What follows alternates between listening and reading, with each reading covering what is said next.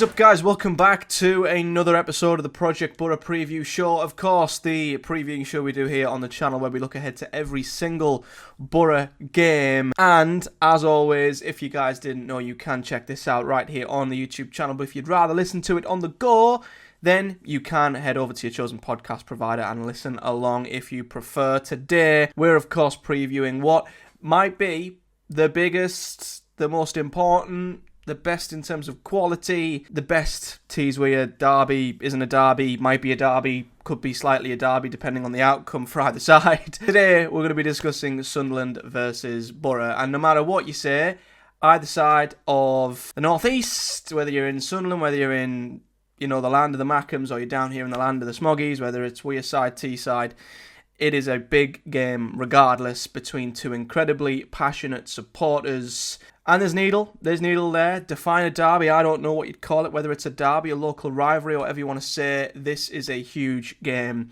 around these parts, as it is any time any of the three North East teams play each other, just because of how passionate and dedicated and just how great the fans are up here supporting each of the three big clubs. So regardless, it's an absolutely ginormous game, not just because of the rivalry and what comes with it. And I could go into whether it's a derby or not a derby. I think it's a derby. I'm obviously going to say that being a Boro fan, but, you know, over the years, the clashes between the two sides have been pretty spectacular with red cards and other events that have happened. But it's not just that makes this a very exciting Tees Weir fixture.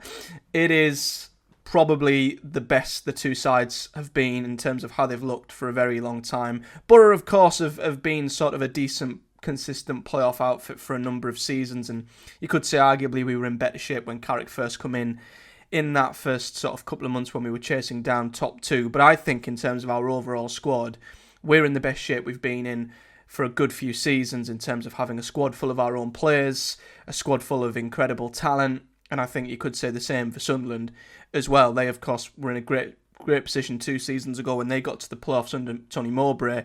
But you look at the team they've got now, and it's just littered with exciting young potential, which, I mean, if it lives up to the billing, I mean, Christ alive, it could be an unbelievable team if they keep them all together and they keep developing and growing. So, yeah, that on top of how both teams have started the season. I know Boro are down in 10th, but only 4 points between them. Both sides are up there in terms of chance creation. Both sides are up there in terms of XG. Both sides are pretty good defensively as well. Only conceded 4 goals have both sides this season. So this is a big one. I think as a neutral, it's going to be a cracking game. As a Boro fan, I'm nervous. I'm really, really excited. But let's look at the opposition then, because of course Sunderland have started the league incredibly well. I know the Plymouth game is a blemish on their overall start, you know, going to Plymouth, who statistically, albeit weren't bottom, were the worst team in the league up until that point. Losing to them is a bit of a sucker blow and probably a reality check, really, because, you know, a lot of Sunderland fans who I'd spoke to on my channel, I mean, there were a few level-headed, kind of realistic Sunderland fans who understood that it's only been 4 games of a 46-game season. A lot of football to be played, but there were also a lot of Sunderland fans that I think were getting very carried away. And then, you know, there's a difference between, I think, being excited for the team and being excited for what might come of it, but then being carried away and assuming that the league's won and you're already going to go up and everything else that comes with it. The Championship's an extremely tough league, and I think the Plymouth game kind of reminded Sunderland of that. And for me, it's going to be intriguing to see how they bounce back from that, because they came out like a house on fire. First 4 games, they were absolutely brilliant. You know, they blew pretty much every side away without really being challenged. They beat Cardiff on the opening weekend 2-0. Solid win there. They absolutely spanked Sheffield Wednesday 4-0. Obviously, back then, that looked like an insane result. And don't get me wrong, Sunderland was still very good on the day. But now, in hindsight, you look at how Wednesday have been throughout the first 5 games, they've been pretty bad. So you can sort of perceive that game a little bit differently now looking back. But then they went and beat Burnley, who were, they're a tough team to judge. Burnley, they're up, they're down. 1 week they're great, next week they're not.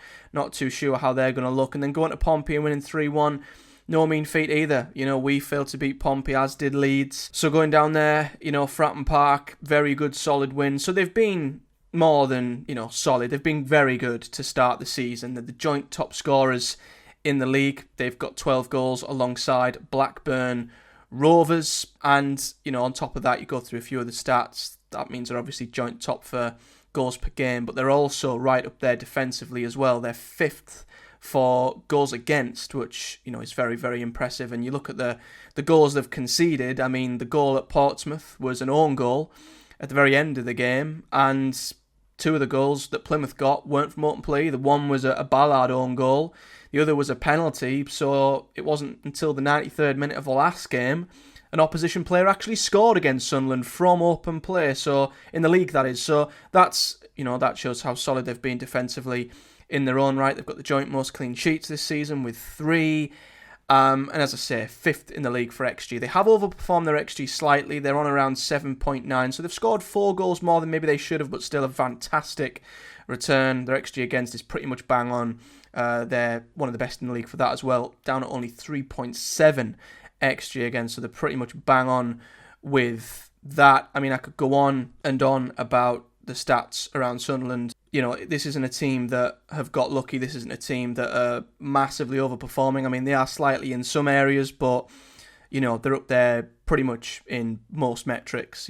Big chances created, they're up there. So yeah, all that backs up that this isn't a fluke. This is a Sunderland side that have started brilliantly under Reggie Labrie. However, the big question mark, and it's a question I've raised numerous times here on the channel throughout the season so far, is how will they react? How will they react to that first defeat? How will they react to that first setback? We've seen lots of teams come out the blocks and be incredibly impressive to start the season. Preston did it last year.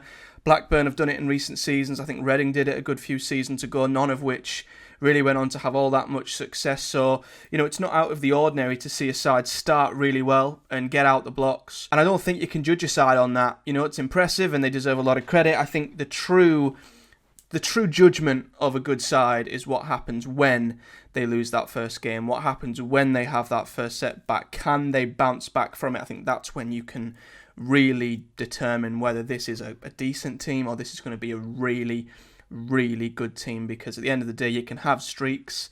You can have great streaks where you win 4 in a row, but if you end up going on a streak where you don't win 4 and you lose a few, then that up-down inconsistency is not going to get you promoted. So what gets you up there over a 46-game season is consistent results. So how quickly can Sunderland bounce back? How quickly can they get over that first defeat? And, I mean, is it the best fixture for them to do it? Against Boro, TEES derby, is it? I mean, it could be, it might not be. It could be the worst game to have afterwards if they come out on the wrong side of it. It could be the best game ever. What better game to win than a packed-out full house at home to Boro to get them right back on track again? So, yeah, it's a bit of a pivotal game for Sunderland. It might determine where their form sort of goes from here, but regardless, very, very young, exciting team. I think that comes with its own slight caveat, the youth of the team, and, young players are very up and down with their form. A lot of players have started in form, but, what happens when a lot of these young players maybe have a drop in form? Do they have the depth there to move players around? We'll see. A long way to go. We'll see how what might happen with this Sunderland team if injuries kick in, when we get into the winter months, when you might need a bit of experience, a bit of depth. That's when the true tests will come, but not taking anything away from how they've started this season. The Sunderland team, however, at this moment in time, is a very, very good one. Look at the team that played against Plymouth. And arguably in every single position in the 4-2-3-1, they've got a player who you probably could make an argument is one of the best in the league in that position. And again, I say, an unbelievably exciting young team. Patterson, one of the best goalkeepers in the league, a great shot stopper. The back four is, well, they've got probably 2 of the best fullbacks in the league, with Hume on the right, Sirkin definitely on the left. If I was to pick out one slight kink currently in the Sunderland armoury, it's probably centre-back. They've got Luke O'Nien there, but I think they've already got an injury there. I think Elise is out at the moment, and Dan Ballard took off in the last game. He pretty much hobbled off and apparently was seen in a boot after the game, so he'd be a major, major doubt. He's a huge figure back there. So if there is one area of the Sunderland team that's currently slightly weakened, it could be centre-back. However, midfield, they've got Dan Neil, who is a brilliant, brilliant midfielder. They've got Rigg, who's undoubtedly one of the young upcoming superstars in the Championship. I think Alan Brown, who is a backup midfielder, he might come in. He's a good experienced head, probably for a fixture like this. He has been seen with a knee brace, I think, this week, so that could be, precautionary, or it might be something more serious. But again, midfield too, very, very interesting. And what I will say, I think Boro and Sunderland have probably got two of the best pairs of midfielders in the league, in terms of youth and excitement and just technical quality. I am so intrigued to see what will happen when Neil and Rigg go up against Hackney and Morris. That midfield battle is going to be absolutely fascinating. I mean, I don't know who's going to come out on top. Hackney and Morris have been unbelievable this season, but, Neil and Rigg especially are fantastic. So that midfield battle is going to be an exciting one to watch. And then, like Boro, they've got three attackers behind the striker, all three of which are very, very good. Patrick Roberts was on the right-hand side. We know all about Roberts. He played for us a few years ago, and I think he's a player who can blow hot and cold. And, he can go missing at times, but on his day is one of the trickiest, toughest wingers that there is in the league. So it depends which Roberts turns up, but if, Roberts on top form turns up, then he'll be a huge problem for Boro, especially down our left-hand side. Bellingham, maybe a bit overhyped because of his brother, but take nothing away, still a very good young player at 10. And Mundle and Mayende are the two that really stand out for me in the attacking areas. I think Mundle's come in and has done brilliantly, to take over that mantle on the left-hand side, which Jack Clark obviously operated in. I mean, they couldn't have probably asked for a better replacement with how he stepped in so far. 3 goals in 5 games off the left-hand side. Arguably their best player of the season, maybe. Sunderland fans might have to correct me, but he seems to be right up there. And then Mayende might have solved their attacking problems. They've obviously struggled with a really, really good centre-forward for a long time since Ross Stewart left, and Mayende's started really well. 2 goals and 2 assists in the first 5. So that is a very good starting 11. And, questions of the depth, what happens when a few of them players get injured, that's when the test will really come for Sunderland. But if they can keep that 11, and that's the 11 Boro are going to be coming up against, then, yeah, good luck to us. It's going to be tough. But as I say, midfield battle's going to be key. And I think Mundle, we could handle Mundle on the left-hand side. I think Luke Ayling and Edmondson, if he starts, could handle him. Roberts could be the tricky one because Boro's left back is probably our weakest spot in terms of just how we play. It's nothing against Neto Borges. It's just naturally we're left, 2v1 quite a lot down our left. Preston had a lot of joy down there last weekend, so Roberts might exploit the area and the space he might get up against Neto Borges. But if he cuts inside, which, Roberts tends to do, then he might be met by Matt Clark. Maybe they'd be better having an out-and-out winger to go down the right. Roberts will probably cut inside, which might make Borges' day a little bit easier, and Matt Clark's probably the best centre-back in the league right now, to be honest, so he'll probably deal with that. As for the Boro lineup then, still, it could be anything really in certain areas of the pitch. There were certainly players who started who impressed against Preston who might take their place. I think what you could say the difference between the two sides are at the minute is Sunderland pretty much have a set 11. They have a best player in every position, you could say, whereas Boro, I think, are still trying to find their best 11, and that's not a bad thing because we've just got so much quality in so many areas and we're trying to fit players in, and there's competition and so many players who could come in and play here and play there. There could be. Carrick might spring a few surprises, to be honest, in this game, but as for my Boro 11, this is sort of a mixture of what I expect and what I would like to see. The back 5 will probably remain as is. Dieng's going to be in goal. Borges on the left, as I mentioned. That's probably our biggest weakness. Clark and Edmondson, I think, will remain the centre-back pair, but we might have kept Rav Vandenberg back to start specifically for this game, and if that's the case, then brilliant. So if we can get Rav back in, that would be fantastic. Do you chuck him straight back in a game like this? I mean, when better? I don't know, but I have a sneaky feeling Edmondson might stay in there. Ayling will be obviously in his natural position on the right. As I mentioned earlier, Hackney and Morris will start together. Morris didn't start against Preston just because of his international duties, but he'll absolutely be back in, and that midfield battle's going to be thrilling. And then Boro's attacking 4 could be anything, really. The options we've got are absolutely ridiculous.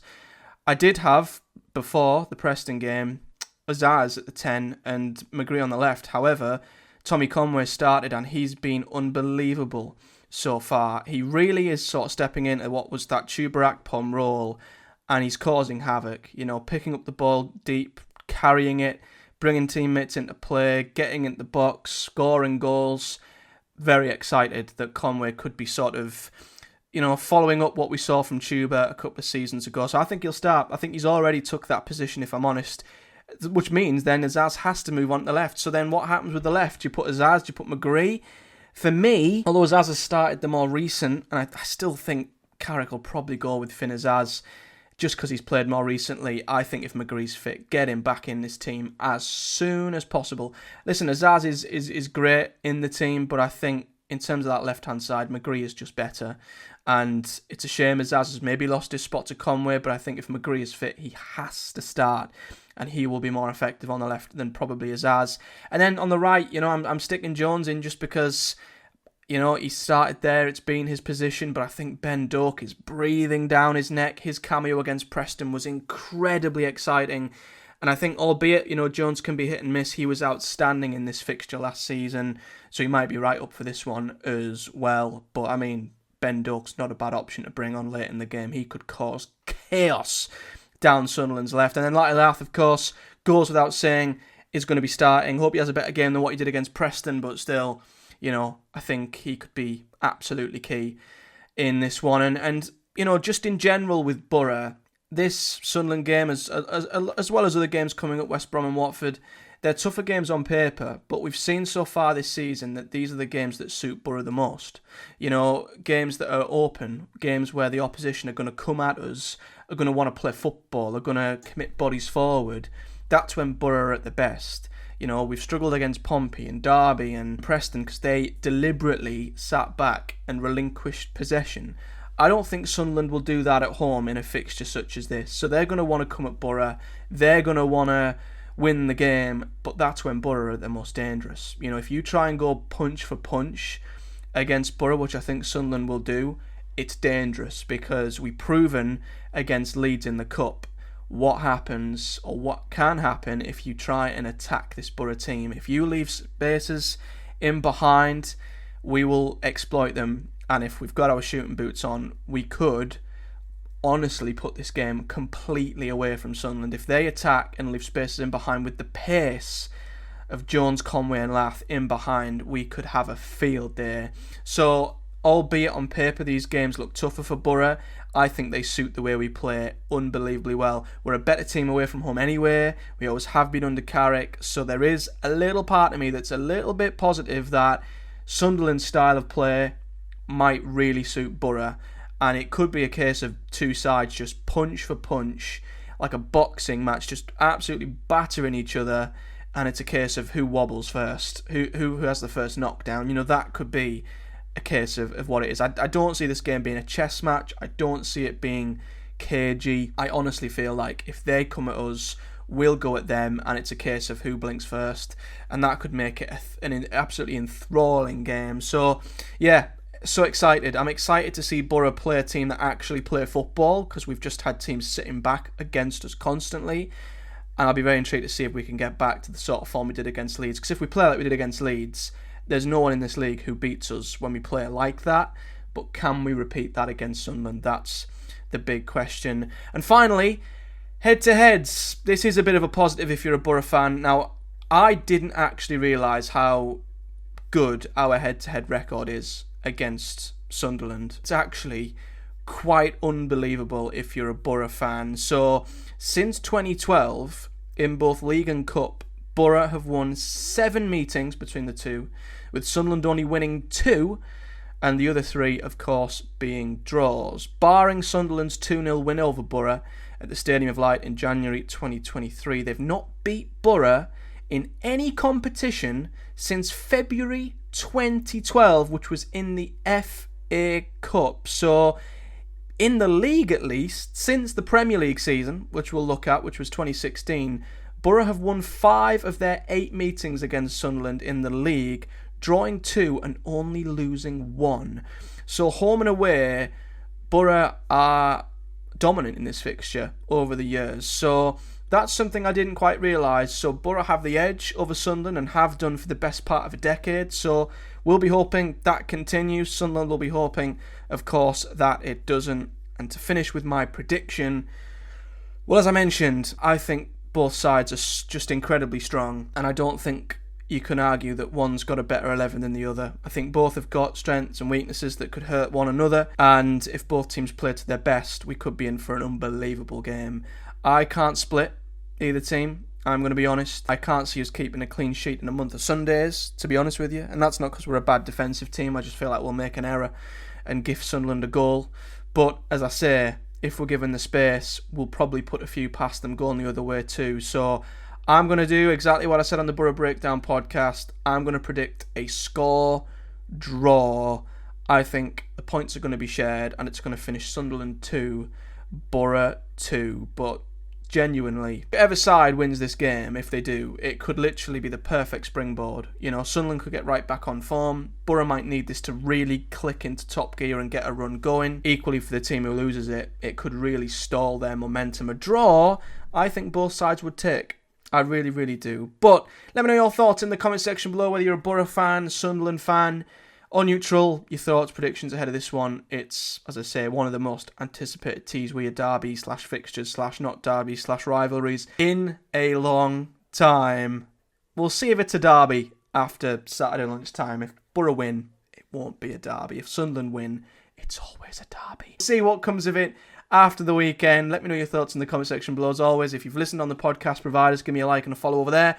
And subscribe to me on your local podcast provider. If you're watching on YouTube, do the same. Like the video, subscribe to the channel, and comment in the section below your thoughts. But until next time, guys, I'll be back after this game to review whatever might happen in this fantastic fixture. But until then, take care, and I'll see you all in the next one.